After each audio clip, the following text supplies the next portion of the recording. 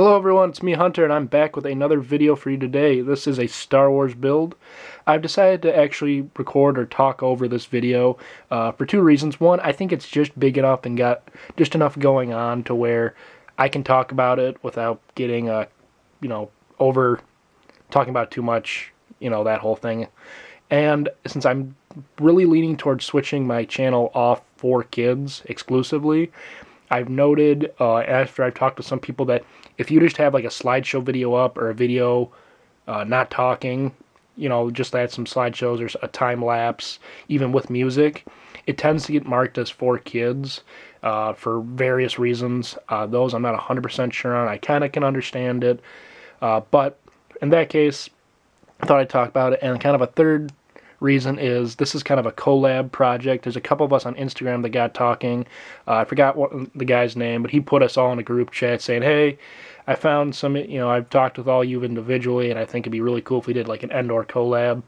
So we kind of decided to do a free-ranging story. There's no direct storyline, but essentially everyone builds an Endor MOC, and then we kind of just release them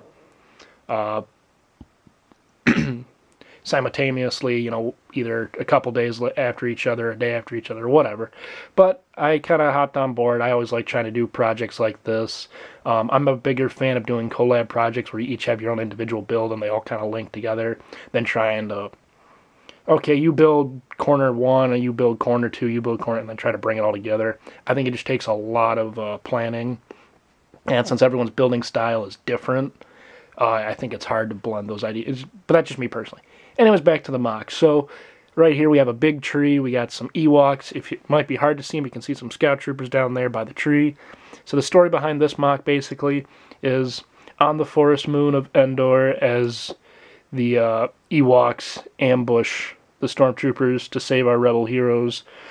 The stormtroopers send a couple scout troopers behind enemy lines to take out the Ewok heavy artillery, which consists of several catapults. This is one of them. Here you can see kind of an Ewok in charge down here, one ready to use the catapult or fire, and then we got a third guy up top ready to load. Back there, as I said, we got our stormtroopers or our scout troopers. Ooh, apologize for the shaky hand. Ooh. Our scout troopers ready to take out the Ewok enemy. As I went, trying to design vegetation and landscape for this, I decided to kind of went with an idea in my head of we had several paths coming into this open area where the Ewoks have their catapult. So, like in the corner, I tried to add a little bit of leaves and stuff, and I went with this little different technique where I stack the stalks. Some of them are on top of bamboo, some of them aren't, and then I top a couple of them off with these larger kind of leaf. I forgot the technical term, it's eluding me right now. But I thought I'd go ahead and try that. I don't have a lot of these, so I would have probably put one or two more up here, but since I didn't, I thought it'd be better to get them in these three areas because they seem more important. And then lastly, I want to talk about the tree. Years ago, I did buy the Ewok Village set, and after a while, I felt like it just took up too much space. And at the end of the day, I should have just put up with the size and put it somewhere for kind of collector's purposes, or I should have just sold it. However, I really liked the tree, the trees, at least the tree trunks in it. So when I kind of scrapped the rest of it out, I left the 3 or 4 trees built so I can use them just like this. So I went ahead, not my strongest building technique, definitely not my forte, trying to build a tree. I think it gets the point across.